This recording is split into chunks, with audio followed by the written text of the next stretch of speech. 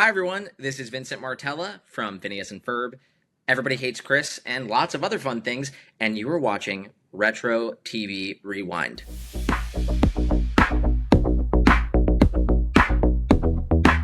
Hey everyone, welcome to Retro TV Rewind. Today I have a really cool guest on. He plays Phineas in all new Phineas and Ferb on Disney.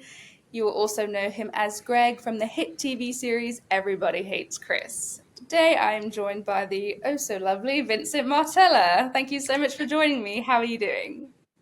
I am great. Thank you for having me. I'm excited to be here. This will be fun to talk to one another. Thank you so much for joining me. I'm really happy to have you. So, Phineas and Ferb, it's been 10 years since, the original series ended, and congratulations, it's really exciting. It's back. How did it feel to be stepping back into the character of Phineas Flynn after such a long time? Yeah, thank you. I appreciate that. It feels amazing. I mean, Phineas and Ferb has been a huge part of my life. I have been playing the character for 18 years. I'm the only person who's ever played Phineas, and he's had a big involvement in a lot of things Disney, like whether that be just the TV show or like doing kind of crossover over events with other properties on Disney. Then we have characters in the park, and we do like parades at the park and things like that. So it's a really special, wonderful thing, and the fact that they asked us to come back and do more seasons. I know I speak for everyone when I say this at the show. Is we will make this show as long as they let us. We all love working on it, and I feel like a very proven kind of evergreen show for different generations of people. It seems like a lot of people share it with their kids, and people who grew up with the show are sharing it with their kids now. So it's very fun. Yeah, I mean, I remember, seeing it on TV when I was quite young. I don't know how old I must have been. I think maybe 10 or 11. And I remember seeing it all the time. It was such a huge hit on Disney, and it's such a just a fun show. I think at any age, it's you can just enjoy it, you can appreciate it and the jokes, and it's just so fun. And Yeah. at the time, did you think it would be such a massive success when you started? No, of course not. I mean, I don't think anybody ever assumes that something that they're working on is going to be quite as big as Phineas and Ferb, because it really is a massive, phenomenon. It is the most watched Disney animated cartoon, like television wise, of all time. So I don't think anyone could have ever predicted that. I mean, we all loved it, and we loved the scripts and loved the characters and loved working on it. But I don't think you can ever assume that something's going to have the impact that this show has had. I feel very fortunate to get to work on such a fun project. And how did they approach you? What was the conversation, to bring it back and have new seasons? How did that come about? Well, Disney basically just called Dan Povenmire and Swampy Marsh, our two creators, and they're like, "We want more Phineas and Ferb." And basically, we did a movie in 2020 called Candace Against the Universe, and that did very well on Disney Plus. It came out in 2020, and pretty much every month we are one of the highest streamed shows on Disney Plus. And so I think Disney was like, "Oh wow, there is like a high demand for this show. People love it. It's very rewatchable." And so they came to our creators and said, "Would you do more of this?" And they were like, "Absolutely yes." And we all feel the same. So I think we're still in that boat, even though we signed on to do 40 episodes, and the first half of those are kind of premiering right now. I mean, we work on it every week because I'm still not done with this episode order, but we very much feel like there's a lot more stories to tell and a lot of fun things to do with these characters. So we were all very excited when we got the call. It was really a dream come true. Oh, that's amazing. I mean, I think everyone's gonna love it. And like you said, new generations are gonna get to see it and see what it's all about. And I think it'll do incredibly well as well. I think you'll be going for a long time because I really hope so. it's just such a fun show, honestly. And the voice, obviously you're quite young when you started, and obviously you're older now, your voice is a bit Yeah, I'm different. quite old now. I'm nearing the end of my life. Yeah, I wouldn't go that far. No, you're still I'm young. in my twilight years. Yeah, you can be honest. But doing the voice of Phineas, how did you manage to keep it? Was it challenging, kind of as you got older and your voice matured? No, I mean, I think what helped me the whole time throughout the show was that I was always doing a character voice. It was never just my normal voice. Yeah. And it was always a character voice. And I did a lot of things to get better at doing it and to find, comfortability in the voice that I've made. And there are a lot of things that Phineas has to do as a character. He has to be able to sing a variety of music. He has to yell and scream and do all these amazing things. And so you want to do all you can to, work that muscle and make sure that you are taking care of it and make sure that you are getting better at it. I mean, I did everything. I still take the voice acting, classes and workshops a couple times a month if I'm able to, with my work schedule to try and get better at what I do and try to make sure that I'm getting more experience. And even early on, I went to like an opera coach to do like learn vocal exercises and vocal warm-ups to extend my range and make sure that I could protect my voice and figure out what I could do to make it better. And so, especially the first couple years working on the show, there was definitely a learning process and figuring out how I can make this the best performance I possibly can every week when I go in. And now I'm so comfortable with it. I mean, that it's very second nature. Well, that's great. And I think also because, watching the show, it's not necessarily, it's not like a drastic change where you listen to it and think, oh my God, what's happened? Yeah. But you can hear the changes kind of from season 1 to like season 2. You can hear Yeah. and the voice, it's great in the beginning, but, it does get better. And I feel like there is more character in that voice, so I think it definitely, it definitely paid off because your voice really, it did improve. And thanks. Yeah, no, I mean there is definitely a change in season 1 happening into season 2. And that's that's both my voice like settling through like my teenage years and also me figuring out a voice that I could use to do all these things. And it's funny too because if you listen to, if you watch early seasons of The Simpsons or early like season 1 of like Family Guy or season 1 of SpongeBob, you'll notice the same thing is these voice actors have found a voice that they think really embodies this character, but then they need to get something that really settles for all of the things that they can do with them. So yeah, if you watch early, seasons of Family Guy, you kind of hear the same thing going on. You're like, oh, this doesn't sound the way that it always sounds. Yeah. And then, yeah, you kind of find the exact sweet spot for your character. It's a journey. And I think also, speaking as well, like of Simpsons and Family Guy, I think the great thing with cartoons is that you never get older. You don't age. For years and years, those characters stay the same, and I think that's a really great thing we can do with cartoons. Simpsons has been going for I don't know 20 or so years, and like 30 something years. Yeah, and it never changes, and I think that's the great thing because you don't want to see those characters grow up because it wouldn't be the same. No, and there's there are story and character developments in there. There are all the events that have happened in the show, and use those, and you can kind of be self-referential and and kind of reference those things. But it is nice. Like animation gives you a really huge, like vast canvas to kind of tell different stories while keeping your characters very much the same. Yes, definitely. And you recently went to the San Diego Comic-Con. What was your experience like there? What was the energy, the fans? How was it? I did. Yeah, it was amazing. I hadn't been back to San Diego Comic-Con in probably like 8 years. I think that was the last time we did a Phineas and Ferb panel there. So it's been a very long time. And what's crazy is, when we first started the show, we had a couple hundred people at our panel, and we were excited about that. We were like, oh my gosh, we were able to fill a room with a couple hundred fans who are really passionate. And, this time we came back and there were, we had I think it was a 3,000 person room, and we had to turn a lot of people away. There were a lot of people who couldn't come in. And so just the fact that many people care about this show and were giving us that love at the event was amazing. And you get to meet a lot of kids and a lot of families who are very excited about the show, and you get to kind of interact with them in a way that you never would unless you're at an event like that. And I get to, do my Phineas voice for little kids and really make their day, and that's really wonderful is getting to see. It's like a magic trick, I get to talk to them, and then Ferb, I know what we're gonna do today, and they get so excited, they get so happy, and it's nice to be able to provide that excitement and see like the wonder in their eyes and be like, oh my gosh, that's that's this character that I spend every, week watching. It's very fun. It was a great time at San Diego, and we all had a blast. And was that the first time that you all got together, all the cast, that you've seen each other, or had you seen each other beforehand? Oh no, yeah, I mean, some of us see each other all the time, but I think the first time when the show had come back that we were all together was New York Comic Con last year. But Okay. there are plenty of my castmates that I see like every other day. I'm really, really good Oh, friends with David Arrigo Jr., who plays Ferb.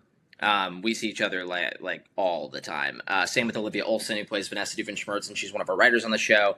I see Dan and Swampy all the time. The creators, I mean, they're like members of my family. I've known them since I was a teenager, so I hang out with Dan and Swampy all the time. So I see them so much, which is great. I mean, we are really a group of people who love working together, and we never get to record together, yeah.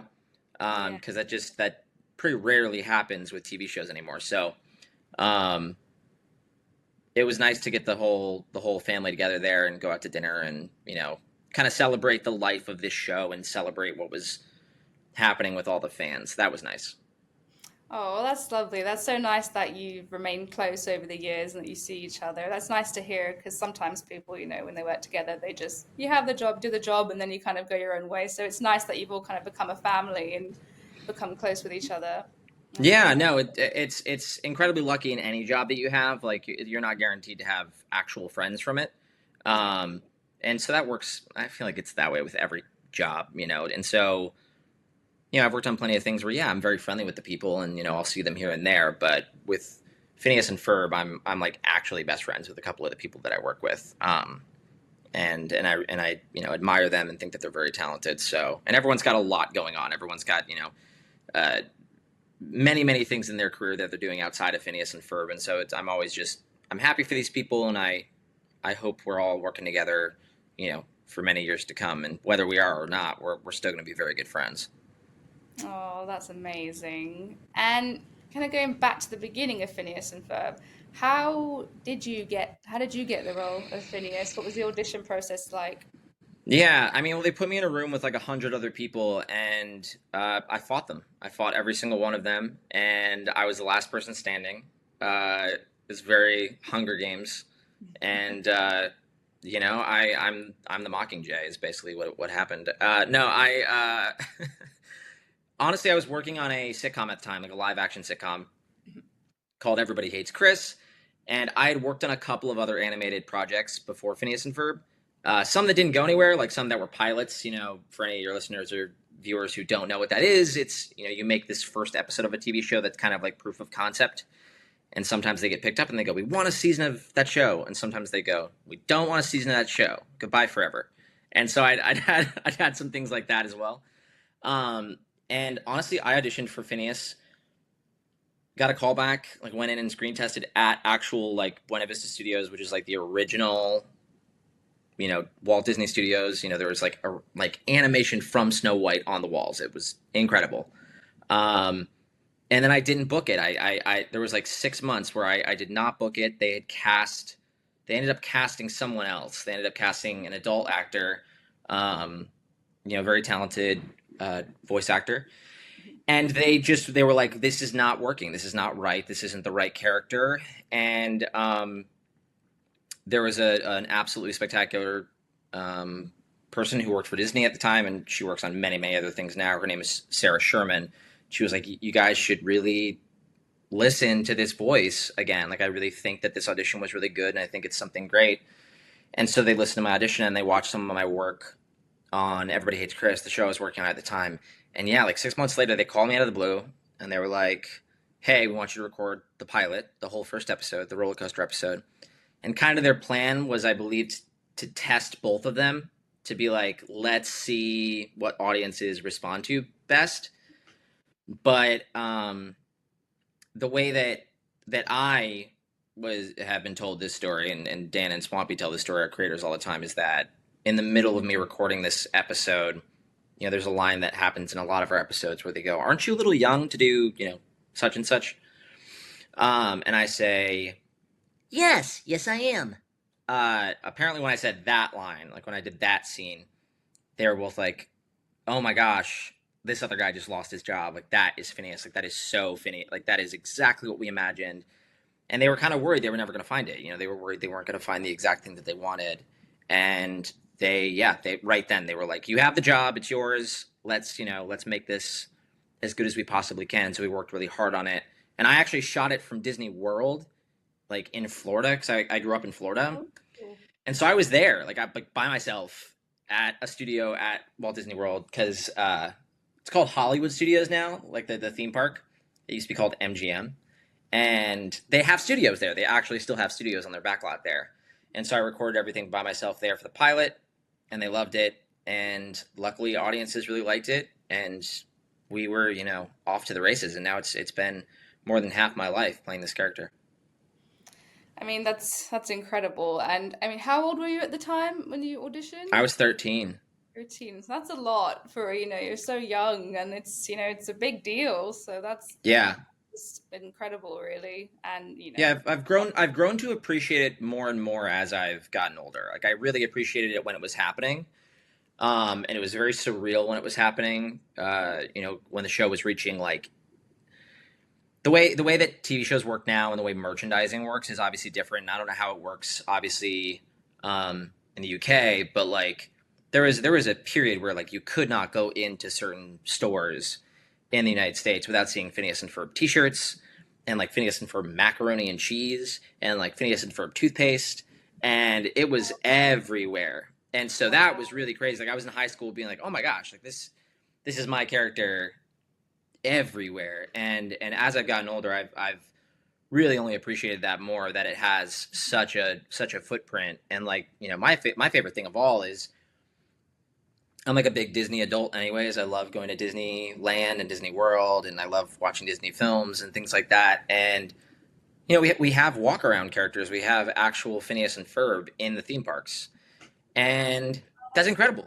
Like that's absolutely amazing. That is so rare that you get to work on a project that you can work on a lot of good Disney projects, and they won't give you a Disney meet and greet character. Mhm. And so that to me is very like surreal. And they brought them back this year when the show came back, and so they all summer they've been at Disney's California Adventure in California, and then they've been at Epcot at Disney World.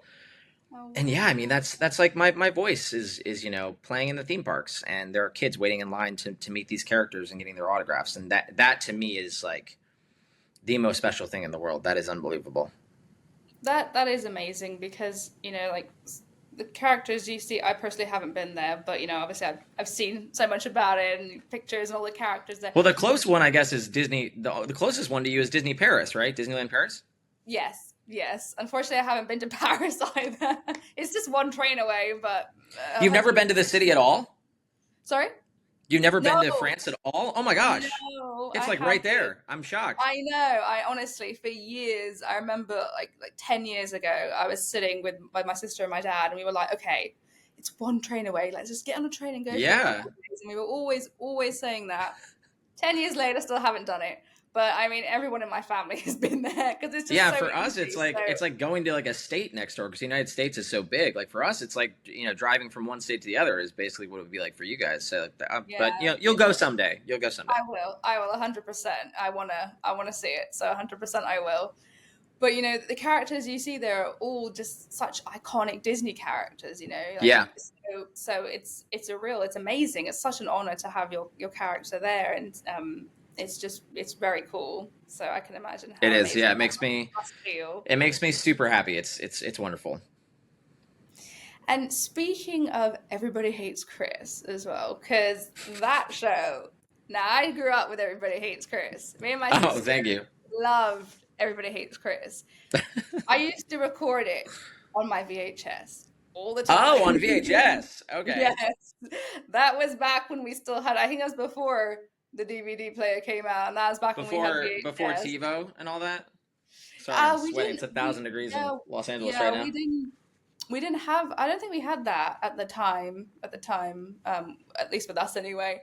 So Love yeah, a VHS.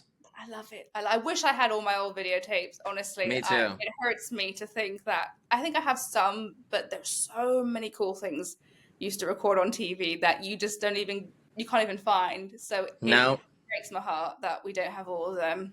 But What are Well, you gonna thank do? you for videotaping the show. I appreciate that. Yes, You oh you my you guys gosh, liked all it? the time. I think it must have been on every night and we recorded every single episode. We loved it. We were obsessed with it. We watched it all Thank the you. time. It was such a great, hilarious show. How did you get the role of Greg on Everybody Hates Chris? Yeah, that was just normal audition process for that. Is I had worked on a lot of random shows and done like recurring characters and guest spots and things like that. On a quite a variety of stuff, like some kid shows, some adult shows. And I just ended up booking that through, a lot of people auditioned for that. I mean, that was like a huge deal. I remember, I think I did like 5 or 6 auditions for it. And I actually, the week that I was screen testing for Everybody Hates Chris, like the week that I was like, it was like final auditions, I shot a pilot for another sitcom, like a live sitcom, like with an audience and everything like that. And I shot that, and I booked both at the same time, and they were like, "Hey, you can only do one of these. One of them needs to." And I was like, "Oh, Everybody Hates Chris for sure. Like that is hands down what I want to do. I want to be on that show." And yeah, it was a blast. I loved working on that show. It taught me so much about being a professional actor, being a comedian. Like I learned so much about comedy, about how to become a better performer, and especially the last like year or so that I was there. I was like 17, and so I was kind of really deciding whether this was something I wanted to do for the rest of my life. And I spent a lot of time in the writers' room and a lot of time talking to the directors and being like, what does this actually look like to make like your life about like creating TV shows and creating these characters and writing for them and performing for the rest of your life? And that's when I feel like learned the most about comedy and writing, and it kind of set me up for what I wanted to do, and really just like lit a fire under me of like, okay, this is something I want to really make my life about. And that was a super funny show. That I have not seen every episode of that show because it's hard for me to watch myself. And so sometimes I will see people post like a picture of me, and I'll be like, oh, that's right, I did wear that horrible outfit. And that was fun too, because like I was just going back to school when I wasn't shooting that. Like we would shoot it all summer, and then I would just go back to high school in Florida. And a lot of times they would, because it was an '80s show. I mean, you watched it, and I would have these really bad '80s haircuts, and I would just have to go back to school looking like that. And Oh I man. remember like asking them once, I was like, can you give me a different haircut? Like, can I not look like this? And they're like, no, you have to look like this is what you would look like if you were in the '80s and you were like poor and you were, they're like you'd get bad '80s haircuts. And I was like, Mhm. okay. And so I just had to look like that all my teenage years. Oh no, you couldn't, because you said so you only shot in the summer. You couldn't like cut your hair in the meantime or do something different with it. You Not had to. really, because we might have to No. go back and do reshoots and stuff. It was a whole thing, Oh, but I see. Oh it's gosh, I'm okay. sorry. I'm sorry you It had was to do worth it. that because It was I. worth it. Yes, yes, it was. I mean, it was such an amazing show. It was so funny. So if there's ever a place to learn about comedy, that was it. Because Yeah, it definitely was, and a lot of the there's quite a few actors from that show who are doing really great stuff right now too. Like we all have very different careers, but Tyler is doing such a good job on Abbott Elementary right now. I love that show, and he's fantastic. His whole family is great. I'm so happy he's doing well and succeeding. And I see Terry Crews sometimes, and excuse me, Terry is like, I feel like working on everything. Like there's nothing that he's not doing. he's So everywhere. yeah, it's nice that that people are doing well from that show, and these people that I grew up with. Like it's people. It feels like people I went to high school with. Like when I run into Tyler or something like that again, I'm just like, this is really cool. Like we spent a lot of our teenage years together. Like this is great. No, and I mean Excuse me. they're all oh, no worries. They're all incredible actors, and they've just they've all had amazing careers, and gone on their own paths. And I mean Terry Crews as well. He's just incredible. I mean, you really do see him everywhere, and he is just so talented and You can't just. escape that guy. You can't. He's everywhere. Every channel you turn on the TV, he's there. I mean, Yeah. he's great. I mean, all of them are just amazing and did such an incredible job with everyone's characters. Is Abbott Elementary big there? Because it's like a pretty big show here. I want to say. Like I feel like everyone I know watches it. I don't think so. No, not as Unfortunately, big. I don't Okay, think no. Unfortunately, not. that's I okay.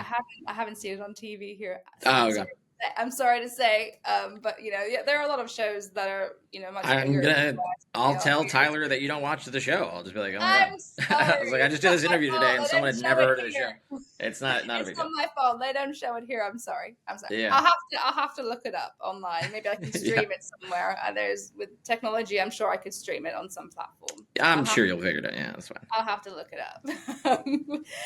um, and do you have any fun memories or behind the scenes stories from the set? Anything, any fond memories you can think Oh, if of? everybody hates Chris? Yeah, I mean, I was just talking to people about this. I think at Comic Con actually. It's just like because we were teenagers. We were like 13 through 18 working on this show. And it's weird because we shot the whole thing at Paramount Studios, and they would shoot a lot of movies there and a lot of other TV shows. And so we were just like, whenever we would find out that there was a big movie there with like a really cool set or something, we would kind of just wait for them to not be shooting one day, and me and Tyler would just go like hang out in these ridiculous sets for these movies. Like they were doing this movie at Paramount once where they built like a whole fake White House. Like it was like the whole fake interior of the White House. And so we would just go like run around the fake White House and stuff and be stupid teenagers. And those are my favorite memories because you're just a teenager being ridiculous. Yeah. Oh, well, that's great. That's a lot of fun. I mean, Yeah. you should be just it's nice to just kind of have fun and be a teenager as well when you're on set because Yeah. I'm sure it's all fun and enjoyable, but also, at the same time, you're serious, you're acting, so it's nice to just kind of be a kid and have those moments as well. No, I absolutely agree. It was a really fun time. I had a great time working on that. And is there a particular episode or storyline that you remember That that I in particular? liked. Yeah. I really like. There's an early episode, like an early on episode, where like Tyler or Chris comes over to Greg's house, and like we like play like Atari and stuff, and like our dads kind of don't like each other and things like that. And I always really liked that episode just because I had a good time filming it, and we were really um, like we have this thing where like I was playing like Atari like with Chris, and it worked. The Atari was real, and so we were just in between takes. We were playing Atari for like hours on end, and I remember too on that episode. Um, I don't care. Like I think I've told this story before. Like I don't care at all how this reflects on this guy. But the guy who played my dad, like I don't think he realized that he was like working on a show with like that involved kids, Okay. and he was just like really mean to us. Like he was just like we would be like joking around like before scenes, and he'd be like, "Act like a professional." We were on a set, and he would Oh, like scold. He would like scold us, wow. and I was like, I don't think he realizes that we're like 14 years old. Like even in the moment, me and Tyler were like, why is this guy taking this so seriously? We're like we're doing a sitcom. Like Yeah. everyone is joking around, my guy, and and that was the only episode he did for the show. I don't think he had a fun time doing it. Oh, Um, well, that's good. At least good for you. I know he was like we were just like, what is this guy's problem? Like why is he so serious? Like he signed on Yeah. to do a comedy show. Everyone's making each other laugh. And he was just so not about it when we were joking in between Oh scenes. He was just like, gosh. this is Hollywood. Like this is a set. And we were just like, all right, man, we're like making Hey. each other laugh. Yeah, it was so weird. So that all happened in that episode. Oh gosh. Okay. Well, it's good that he didn't continue on because I know, I you know. don't want And energy like that on would have had to set. play my dad too. Yeah, so No, you don't want that energy on the set, especially if he everyone else is just having a good time. he does work a lot. Like I have seen him in a lot of stuff. Like he's like a character actor who's in a lot of things and always does play like a bad guy. Like he Okay. always does consistently play like kind of a dirtbag. Um, and I was like, oh, this adds up. This guy is like got a bad attitude. Yeah. But so he's doing fine career wise. Like he's working a lot, but he's just playing. That's his energy, I Himself. guess. Himself, Yeah, essentially. Yeah. yeah. Me and Tyler are out here doing TV shows that make people laugh, and he's over there being like a jerk in everything he books. So Well, I mean, at least that's it kind of works for him. At least it's better than him being on a comedy show and making everyone, I miserable. don't think, yeah, I don't think that would have worked out for him. I don't think No, so. no. So that's good. That's good. It's better for everyone that way. Yeah. But also, kind of, speaking of like Atari and the 80s, working on a show that was based in the 80s, how was it? Did you know much about the 80s kind of before going in? And was it No. fun? Did you get to like learning all about the 80s? Yeah, Did you like it? Did you like the era? Did you I appreciate the era? did. Yeah, I learned a lot about the '80s from being on the show. I didn't know anything about the '80s before the show. I feel like as kids, like especially like because I'm born in 1992, and so like you do know about like when you were growing up when you're like my age, you did know about the '70s. Like that was something that's like in pop culture is like disco. Like you Yeah. did know about that, and you knew like hippies in like the '60s. Like you there were like certain pop culture like things that are in like ingrained in you from like a young age where you go, oh, I guess that was like a time where everyone was disco dancing. But Yeah. the '80s kind of like don't have that. The '80s are just like, and to this day, like I think that the '80s are such a weird decade, and I know so many people who are Gen X who like uh grew up in the '80s and were kids in the '80s, and there's so many things. I was just joking on a set about this, like I was recording a cartoon, is how like um I'll watch like a movie from the '80s or listen to music from the '80s, and I'll be like, that must have been so great in the '80s. Like that's so like that must have been so fun if you were in the '80s because out of context, this makes no sense. Like the way that the music doesn't make like a ton of sense. Like it's all like very Okay. odd, and like the American pop culture from that period doesn't make any sense because everyone was like very into Ronald Reagan and like into like conservative like white middle America. Like it was all like a very weird time in the United States. I learned a lot about the '80s from the show because we used so many like references to what was going on in the '80s. Yeah. But like I was just like joking about how like if you just like look at like Gremlins, you're like, oh, what? Like who thought of that? Why were they thinking about that in the '80s? Or like Back to the Future, where they were like, I love Back to the Future. That's a great movie. That's an It awesome is. movie. I love that movie. I've seen it like 100 times. But I'm just like, that could only exist in the 1980s where they were like, let's make a movie where you're going to go back to the 50s and like, what if like your mom was trying to sleep with you? And they're like, green light that movie. Everyone's going to make the movie. It'll make $1 billion. And it did. And it did. Everyone in the 80s was like, we're on board. So Yes. the 80s are so weird to me. Like a lot of the music from that era too. I'm just like, wow. All right. That's what everyone was doing. Everyone was just super excited. Yeah, I do understand kind of your point of view. I mean, I love the 80s. For me, I just really had like a big obsession with the 80s when I was Yeah. growing up, and I just got really into it, and it just, even though I didn't grow up in that era, it just has a very special place for me in my heart because I just think I just love everything about the 80s. I love I love the hair, the clothes, just everything. I think the 80s was also like a very special time for me. At least that's what I think. I think 80s was a very special time, and I understand what you're saying, like about films and everything. But I love the 80s. I love the films. People I do, yeah. It's like it's it's Ghostbusters, great. it's E.T., like Indiana Jones is happening. There's a bunch of great Yeah. stuff happening in the '80s. Um, there's just also stuff like like the big broad shouldered like Yes. blazers everyone was wearing and everything like with the yeah. Yeah. It was an interesting time. Yes. No, I agree. It was. It was. We also have a huge mistake in Everybody Hates Chris in terms of the '80s, where I've told this story before, so I'm not like breaking any news here. But we skipped a year in Everybody Hates Chris on accident, and Oh. I like season one to season two. There's just a year gap because like the show starts where like it goes 1982, like, and then the next season starts, and it's like 1984. And Oh. I brought it up when we filmed it, but I'm like 14 years old, so no one listened to me. I was like, "Hey guys, what's going on with the years? Like, why did we switch?" And everyone was like, "All right, Vincent, whatever." And then like the day before we premiered, I brought it up where I was like everyone was like excited that the second season was coming out, and I was like, I wonder if anyone's gonna care that we skipped that year. And everyone was Mhm. like, "What are you talking about?" And I told them again, and I was like, "We skipped a year." And they're like, "Well, no, like it started in 1982, so now it's 19." And I was like, "No, it should be like the fall of 1983. Like it Yeah. should be." Because they're like, we ended in 1983, so actually the next year is 19. I was like, no, no, no. The next school year would be that fall. It would be the Yeah. same year. Mhm. And there was no way to fix it because all of our references, like you couldn't just change the year at the beginning of the episodes. Like our references were specific to the year.